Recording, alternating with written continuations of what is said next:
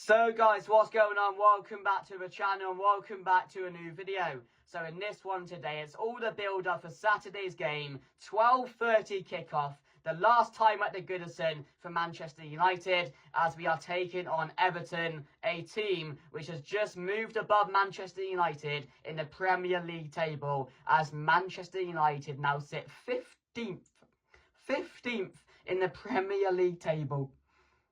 Oh, you have to laugh, don't you? Otherwise you'll cry. But let me just tell you guys this. We are very, very lucky that Ipswich, Southampton and Leicester are as bad as they are. Bad teams. We are very, very lucky that these championship teams, which come up and go straight back down, come up and go straight back down every single time, are as bad as they are. Because if they didn't exist, Manchester United would be in a relegation battle. And I can't imagine the scenes and the reactions of fans, etc., pundits and everything, if Manchester United was sitting in the relegation zone. We're near enough there. It's bad enough being 15th. But just imagine if we were in the relegation zone. And I cannot believe I'm even speaking about it. But that's how bad it is. You're losing to Spurs 3 times in a row this season is unforgivable in itself. It should never happen. It can't happen, but it has. But don't go and make it worse and lose to David Moyes on Saturday. And there's a very high possibility that does happen, that we do lose to Everton, because they're a good side now. David Moyes has came into that side. The players are now well coached again. They have an idea about them. Beto scoring goals. Beto scoring goals every game now. And we have 2 strikers in Rasmus Højlund and Joshua Zirkzee who can't do fuck all. Let's be honest. And now with the injuries with Ahmad and Mainu, the 40-point mark looks very far away, doesn't it? Looks very, very far away. And this is what I mean, how lucky we are that these 3 relegation teams are as bad as they are. There's a 12-point deficit between the teams now. Between Ipswich and Manchester United. We are 12 points away from the relegation zone. And I'll tell you what, it's not impossible that we don't end up there come the end of the season. It's not impossible. Ipswich are fighting for points. They got a point against Aston Villa with 10 men. I think Leicester and Southampton are down. So I just think it's Ipswich now which can avoid relegation. But if you're looking at our fixtures, which we will get into, I don't see many wins. I see 6 points from those fixtures, I do. I don't see many wins. Yes, on the pitch, the football is improving, but it's all well and good, the football improving, the ideas are getting into the players. But if we can't score the goals and put the ball in the back of the net, who gives a crap about the ideas, or the football improving, or the way we're playing? Who cares about that? You have to score the goals, and we don't have players who can do that. Our best player, which could do that, is now injured. And then you've got Garnacho wasting chances from 2 yards out. Zirkzee and Højlund can't score. Bruno's Bruno. Has a good game, has a bad game. Comes up clutch for you. We need more than a player coming up clutch now. I can tell you that for sure. But yeah, I'm still very emotional about it. I'm still very up in the air. And, Ineos aren't helping the situation. I saw something coming out this morning. I'll read it for you now quickly. Manchester United paid 4.1 million to sack Dan Ashworth, despite him working at the club for just 159 days. 4.1 million. And we paid 3 million for him to come in. And this is the biggest red flag of Ineos so far for me. Invested in this guy who is meant to be this top sporting director, who was meant to play a huge part in this Manchester United role around Ineos, meant to be the big part behind it. Sacked him after 159 days, I think it was. So that's roughly 8 million down the drain on pure incompetence. Pure incompetence. And now they're sacking United's employees. Livelihoods. People who don't have any jobs anymore. All down to their incompetence. And I'm not seeing too many good signs from Ineos at the moment. I'm really not. Ticket prices going up. Costing livelihoods now. I'm not seeing Ineos having the impact they promised they would have. They're just making it worse. And I know this club was a mess and has been for a very, very long time. But I don't see it getting better. This was meant to be the last chance. Ineos coming in, Ruben Amorim coming in. I know we got to give him time. I've said that in previous videos. I said that in my match reaction the other day when I was very angry. We have to give this man time. But, you know, the manager has to start getting the results. The players have to start looking at themselves and turning up on the pitch. It's all well and good trusting this process. It's all well and good doing that alongside getting some results. Yes, we've got a couple. Yes, we're still in the FA Cup, which is great. Absolutely love that. We still got a chance of the FA Cup again. In a good position. We take on Fulham next. We drew 0-0 with them, and Fulham right now, they're a much better team than us. I wouldn't be shocked if they beat us. But Manchester United have to prioritise these cups now. We're still in the Europa League. It could end up being a Manchester United Spurs final. Would I back ourselves with that? It's a 50-50 game, so you have to. But looking at it, we've lost to Spurs 3 times this season. What's a fourth going to do? A fourth? Don't you even dare think about that if it comes to it, United. Don't you even dare. Because a fourth, my God, would be the nail in the coffin. It really, really would be. But yeah, everything right now is just a complete mess. You know, you look at Ineos, you look at Amorim, you look at the players. Where's the positives? The finances are screwed. Like, it is long. It's really, really frustrating to see light at the end of a tunnel is what I was looking for. It's really hard to see that.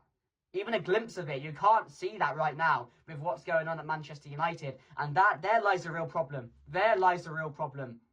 Every team has their ways. Every team has their identities. And Manchester United right now have nothing. We have no direction we're going in. We have no positivity around us. No confidence around the fans.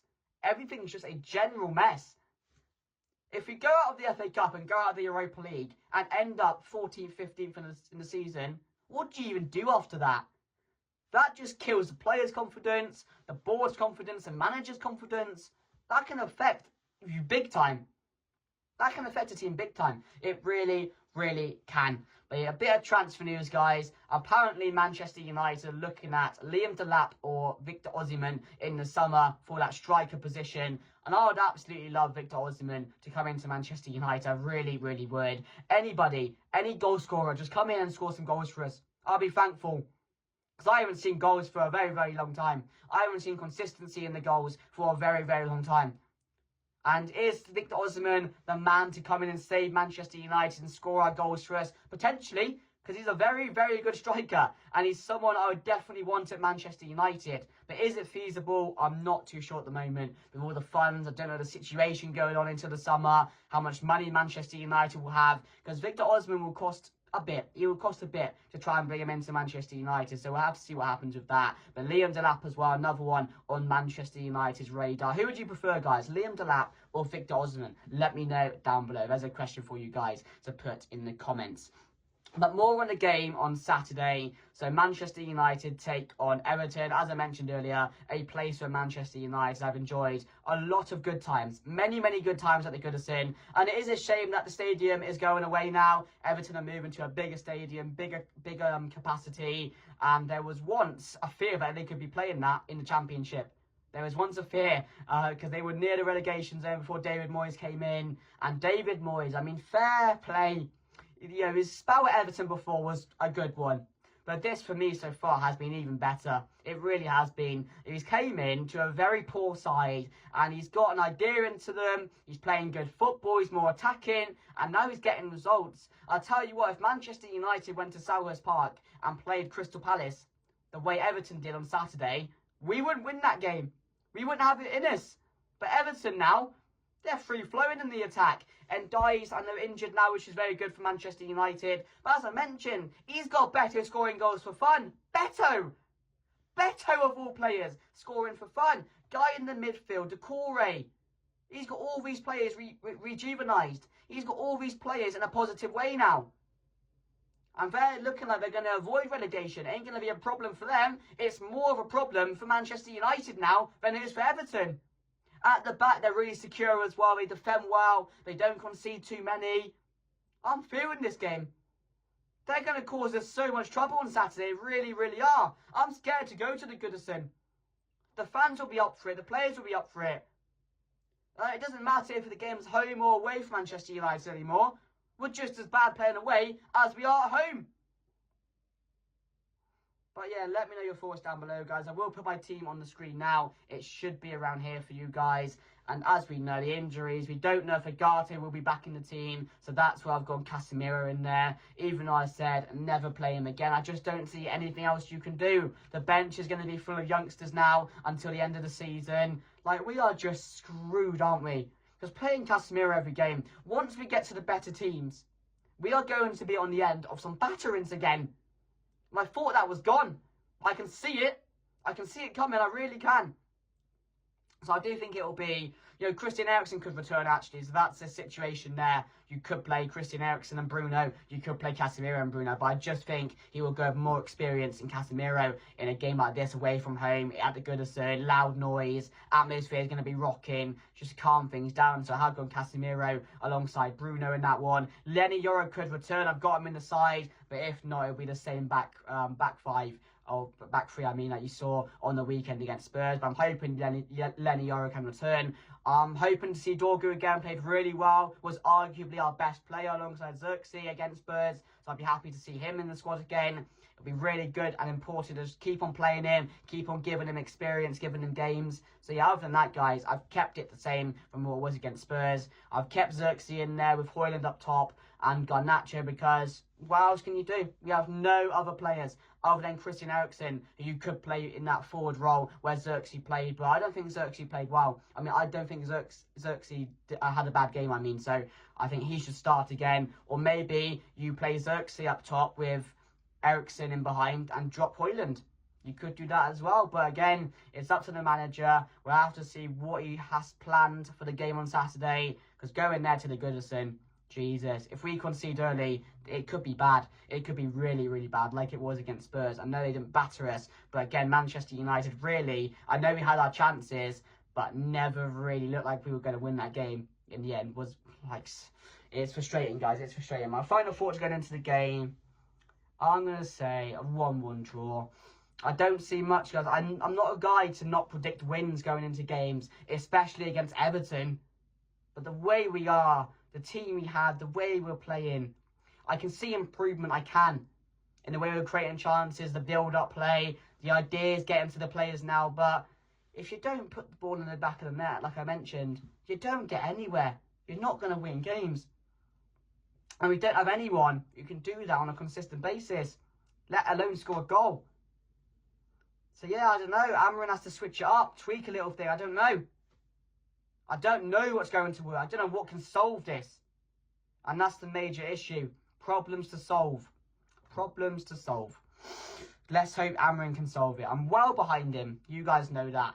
We have to give him the whole of next season at least. But he has to start getting some sort of results and something out of these players. I know they're entitled. I know they've got massive egos. And a lot of these players never really back their managers, do they? They never really get behind them. But yeah, it's a mess. It's a complete mess. And I don't know if there will be a green light at the end of a tunnel at all, guys. I can't see it. But yeah, make sure to like, comment, share, subscribe. Let's just hope the Cups have something for Manchester United this season. I'm praying. I look forward to the Cups. The league's over. It's been over for a long time. Who cares about that anymore? Just avoid relegation.